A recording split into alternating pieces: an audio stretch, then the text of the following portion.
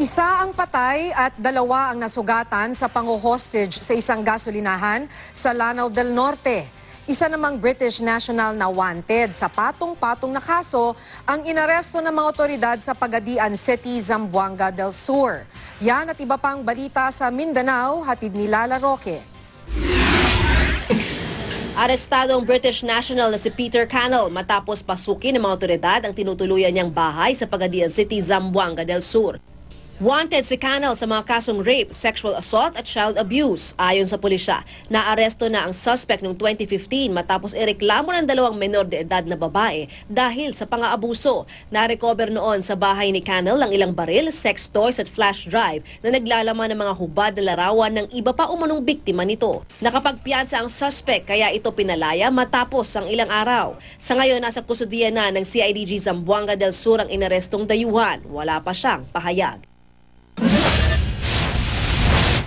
Isang drug lord raw ang pumondo sa naganap na pag-atake sa North Cotabato District Jail sa Kidapawan City noong January 3. Ayon yan kay Cotabato Acting Governor Sherlyn Macasarte Villanueva. Apparently, ito si Melvin Casangyaw, bankroll the attack, no? Siya yung nag-finance. Ang kaso po nito is drugs. Nagbayad raw ng 2 milyon si Casangyaw alias Hapon sa isa sa mga tumakas na high-profile inmate na si Ishmael Naser alias Commander Derby para isakatuparan ang jailbreak. Or no, tinitingnan natin drug-related because out of the 158,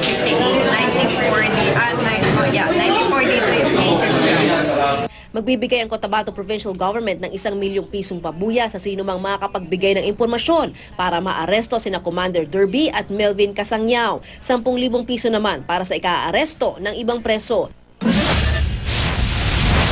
Isang patay habang 2 ang sugatan sa pango-hostage sa isang gasolinahan sa Kulambugan, Lanao del Norte. Hinostage ng pump boy na si William Bacalso ang mga katrabahong si Gerald Chindigal at Jonabe Rivera. Ayaw makipag-usap ni Bacalso sa pulisya nang tangkaing kausapin ng driver ng gasolinahan si Rogin Duntar. Si Bacalso, binuhusan ng suspect ng gasolina ang mga biktima at sinindihan nito. Namatay sa sunog ang suspect habang nalapnos naman ang balat ni Duntar at Digal. Nahila naman palabas si Duntar si Rivera kaya wala siyang tinamong sugat o lapnos sa balat. Patuloy ang investigasyon ng mga otoridad sa insidente. Lala Roque, GMA News.